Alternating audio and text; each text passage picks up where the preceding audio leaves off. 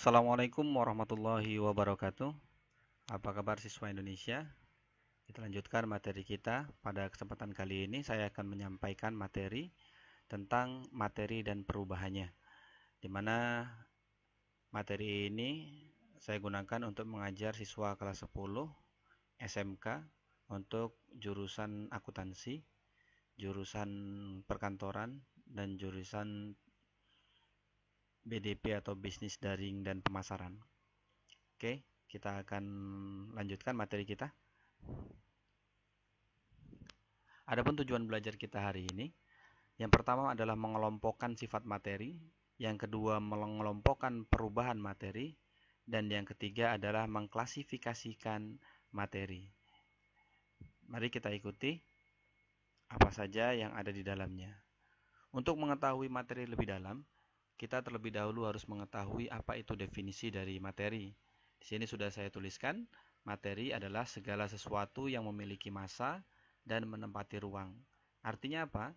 Artinya setiap benda yang ada di bumi ini yang dia memiliki massa, massa itu adalah berat, dan menempati ruang, dan dia menempati ruang, itu disebut dengan materi.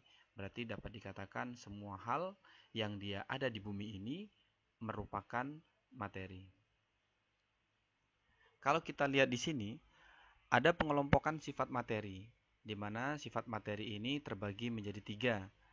Karena berdasarkan wujudnya, materi itu ada tiga memang. Yang pertama adalah padat, yang kedua adalah cair, yang ketiga adalah gas. Kita lihat satu persatu untuk yang padat. Kalau kita lihat, materi yang dia berwujud padat itu memiliki tekstur yang lebih padat. Bentuk dan volumenya tetap selama tidak ada pengaruh dari luar. Artinya apa? Contoh kita ambil adalah tanah liat. Tanah liat yang kita sudah bentuk persegi nantinya tidak akan berubah apabila tidak kita tekan. Tapi kalau seandainya kita tekan menggunakan tangan, maka tanah liat tersebut akan berubah bentuk.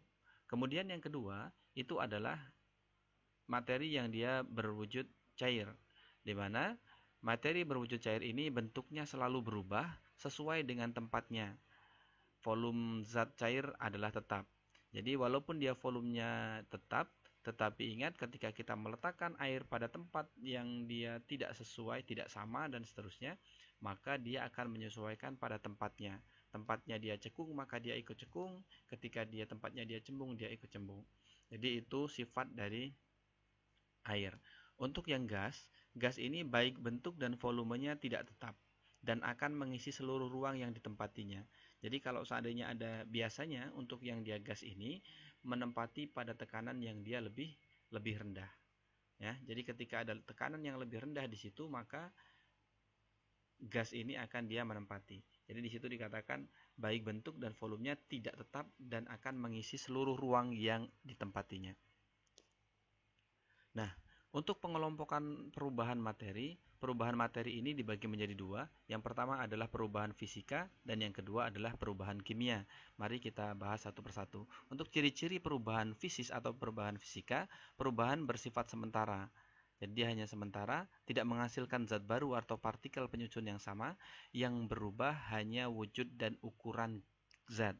Gas menjadi air dan sebaliknya, air menjadi padat dan sebaliknya. Jadi dia ketika dia cair menjadi padat, kemudian nanti lama-kelamaan ketika diletakkan maka dia akan kembali ke cair kembali. Itu ciri dari perubahan fisis atau perubahan fisika. Adapun contoh perubahan fisis itu air menguap, es mencair, ya. Uap air mengembun, lilin meleleh.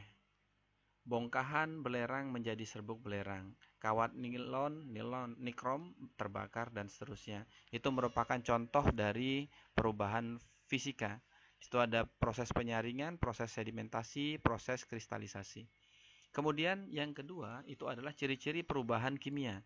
Perubahan bersifat permanen, tidak dapat diulang lagi menjadi zat kimia, diubah lagi ya. Kemudian terjadi perubahan susunan zat, biasanya disertai dengan suatu perubahan yang dapat diamati, yaitu adanya gelembung gas, contohnya di dalam air, kemudian terbentuknya endapan, terjadi perubahan warna, terjadi perubahan suhu dan sebagainya, kemudian menghasilkan zat baru. Itu ciri-cirinya. Kalau yang fisika tadi tidak menghasilkan zat baru, sedangkan kimia menghasilkan zat baru. Apa contohnya? Contohnya adalah nasi menjadi basi. Tidak akan kembali lagi basi menjadi nasi yang masih enak.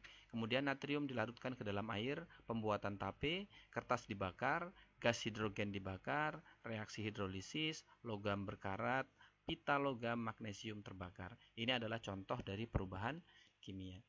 Kita lanjutkan mengklasifikasi materi atau mengklasifikasikan materi. Di sini ada 3. Yang pertama adalah unsur. Unsur adalah zat tunggal yang tidak dapat diuraikan lagi menjadi zat lain dengan reaksi kimia. Dalam kategori ini, unsur itu merupakan materi yang paling sederhana karena dia tunggal, tidak dapat diuraikan kembali. Apa contohnya? Ini ada contoh di tabel unsur, bisa dilihat sendiri. Kemudian senyawa adalah yang kedua, senyawa setelah unsur. Senyawa adalah gabungan dari beberapa unsur yang terbentuk melalui reaksi kimia. Misal 2 atom hidrogen dengan 1 atom oksigen dapat bergabung membentuk molekul air atau yang dikenal dengan H2O. Ingat, ini penulisannya salah, yang benar H2-nya di bawah O.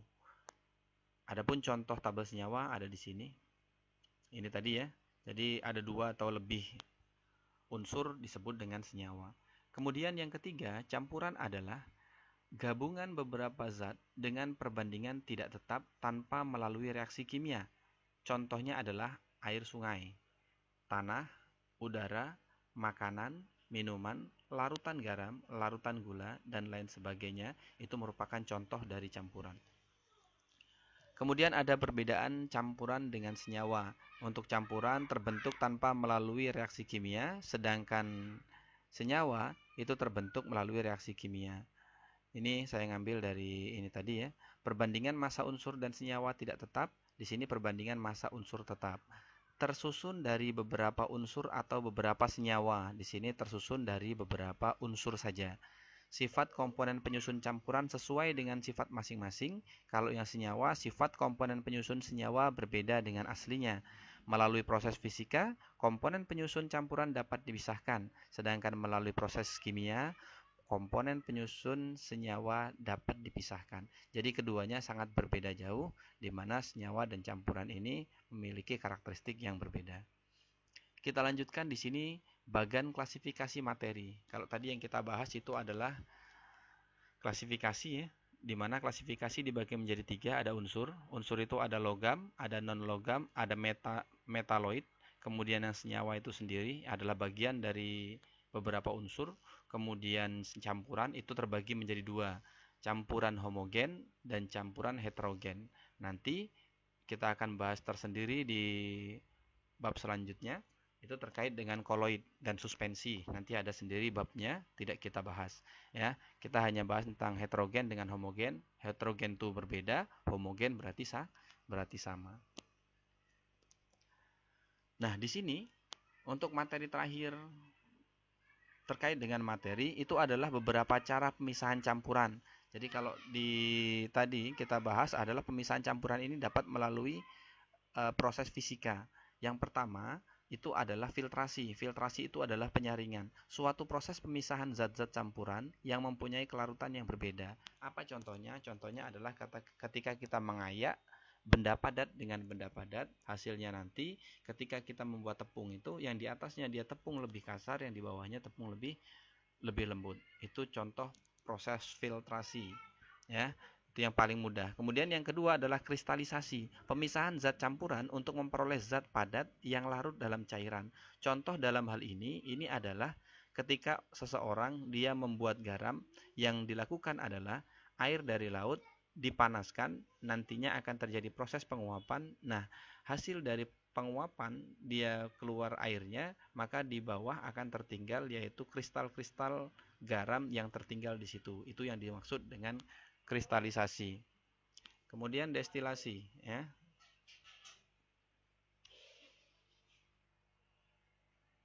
Oke, kita lanjutkan.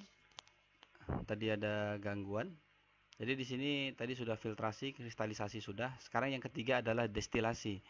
suatu proses pemisahan suatu campuran yang terdiri dari cairan dengan cairan yang memiliki titik didih yang berbeda. Di sini destilasi ini, nama lain dari destilasi adalah penyulingan.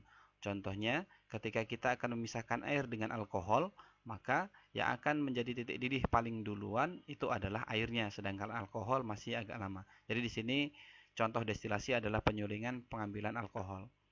Kemudian yang selanjutnya adalah ekstraksi, proses pemisahan suatu campuran dengan cara melarutkan suatu zat ke dalam campuran dengan pelarut yang sesuai. Ini adalah terkait dengan pelarutan. Kemudian yang selanjutnya adalah adsorpsi, penarikan suatu zat oleh zat lain sampai zat yang ditarik.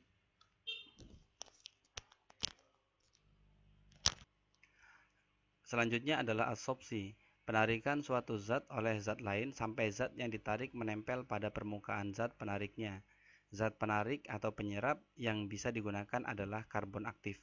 Jadi di sini karbon aktif ini biasanya digunakan untuk air yang dia memiliki zat yang nantinya akan diserap oleh karbon aktif sehingga air yang dihasilkan menjadi lebih bersih. Dan yang terakhir adalah kromatografi, pemisahan suatu zat berdasarkan perbedaan kecepatan zat terlarut yang bergerak bersama-sama dengan pelarutnya pada permukaan benda penyerap.